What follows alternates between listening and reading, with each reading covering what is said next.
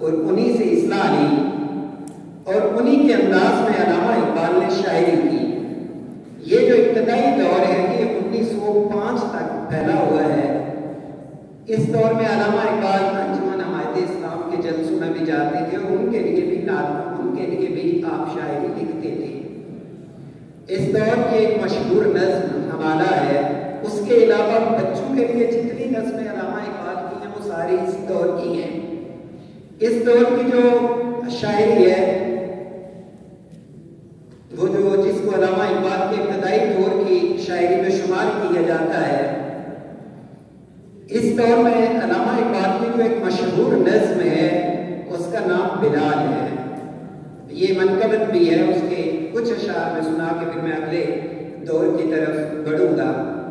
علامہ اقبال حضرت بلال رضی اللہ تعالیٰ عنہ کو خراج عقیدت پیش کرتے ہوئے کہتے ہیں، چمک اٹھا جو ستارہ تیرے مقدر کا، چمک اٹھا جو ستارہ تیرے مقدر کا، حبش سے تجھ کو اٹھا کے حجاز میں لایا، ہوئی اسی سے تیرے غم کدے کو آبادی، تیری غلامی کے صدقے ہزار آزادی، وہ آسمان چھٹا تجھ سے ایک دم کے لیے، کس کے شوق میں تو نے مزے ستم کے لیے۔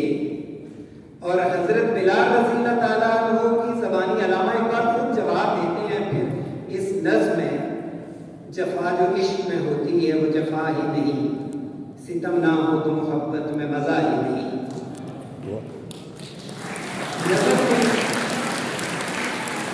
عجیب اس میں علامہ اقبال حضرت بلال رضی اللہ تعالیٰ عنہ کو خراج عقیدت پیش کرتے ہیں۔ نظر کی صورت سلیمہ ادا شناس تیری، شراب دید سے بڑھتی تھی پیاس تیری، تجھے نظارے کا مثل کلیم سودا تھا، اویس طاقت دیدار کو ترستا تھا، مدینہ تیری نگاہوں کا نور تھا گویا، تیرے لیے تو یہ صحرا ہی دور تھا گویا۔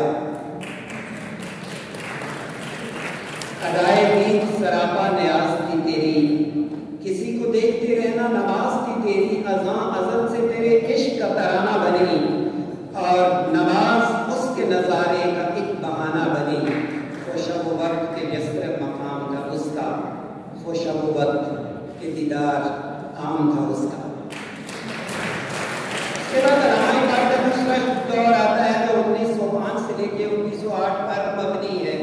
اس دور میں علامہ اقبال کا یہ دور ہے جب